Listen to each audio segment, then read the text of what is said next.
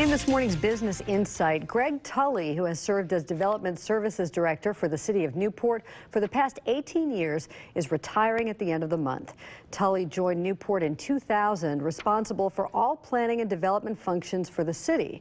In his nearly 2 decades with Newport, Tully helped facilitate hundreds of millions of dollars in projects, including Newport Pavilion, Newport on the Levee, South Shore, View 180, Aqua on the Levee, Monmouth Row Apartments, and Wiedemann Hill. Greg Tully joins Business Courier editor Rob Dahlmeyer in the studio to talk about the 2-decade transformation of Newport. Greg and Rob. Thanks, Peg. Greg, thank you so much for being here. Rob, thanks for having me. Looking at Newport, it's not the only Northern Kentucky river city. There are others, but what is it about Newport? I mean, Peg just rattled off that list, and it's not a complete list. What is it about Newport that has made it so successful? Well, I think there's a couple factors that are large at play in this, and one would be just the city itself, where it's located, the amenities.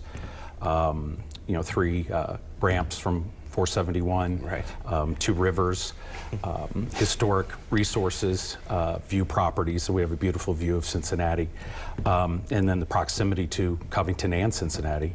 And then I think the other factor that's been very beneficial in all that development and all that work is the political leadership and the buy-in that this is the direction we should be going, following the plans that we put in place, and working those through to implementation. So I think that's been a big key. So when you started, Newport looked completely different. No, it's unrecognizable from when you started. I would say you would say that's a fair statement. Thank you. Yes. Yes. Is this something you envisioned or imagined? Is this something that if you were told yourself back when you started, hey, look at here, this is what Newport's going to become, would you have believed that it could happen? I think obviously by the planning process, it's by design. So we knew going in, we were building consensus with the citizenry, and again with the political officials. They may not always agree with the direction that we're heading, but I think that having that consensus buy-in to say I can live with this, I think this is the right direction, has been very important to all that. So the plans are by design, and then it's really the key is implementation, and that's something that we've been, I think, very successful in doing. What kind of advice would you give the person who steps in to take your place? Take off more time than I have. We'll get to that in a second. Take more vacations, but no, I think just be yourself, and work with the people, because it's a great staff. There's wonderful people who live in Newport. I live in Newport. It's a wonderful community, and talk with the elected officials. Listen to what they have to say, and because people are always talking to them. And I think the open communication is always really key to making sure that you're going in the right direction. So our story said you're retiring. You don't look like you're retirement age. What are you going to do next? Well, I have some things in the works. I prefer not to bring those up at this time, but I think the first thing I'm probably going to do is just take some time off. It's been a great ride, and I'm looking forward to the future.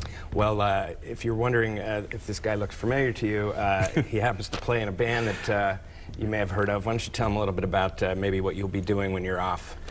Well, yeah, something I've been doing probably for the last 35 years is playing music, playing in bands, and for the last 18 of that, the drummer for the Rusty Griswolds, which has been really a wonderful ride in and of itself. A great group of guys, and we've been fortunate enough to do a lot of really wonderful things, and everything from the Rusty Ball, raising money. Steve Frisch had really did a fantastic job with that, raised a lot of money for the community. But we still do that as well, playing other events and church festivals and other things. So it's just really a wonderful experience, and it's fun when when you're playing with a bunch of guys that you really admire. Yeah, I was going to say, being a drummer in the Rusty Griswolds sounds like a bucket list kind of a thing for a lot of Cincinnatians, so kudos to you on that. Your color blue today is not accidental. There's a soccer team in town that's looking for a home for its new stadium. What can you tell us about FC Cincinnati? Yeah, it was my pitch. Pardon the pun. My homage to FC Cincinnati. I think Newport.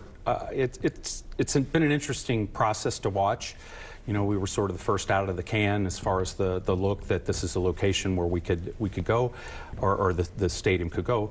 And now they're having some issues, it appears, on the Cincinnati side. And Newport, they're waving banners and putting up billboards. So this was my little take. I think it's site ready. If they want, we could do a groundbreaking next Friday. So Good Friday, let's have a groundbreaking. Well, I think that I think Newport is, it's walkable. It's got so much going for it. I do certainly hope that the team keeps giving it a strong look. But thank you so much for being here. Congrats on your future. Oh, thank you. Tell us when you end up telling everybody what you're doing. Tell us, and we'll get it out there. Wonderful. Thank you so much for having me. Have a great day. Thanks, Rob.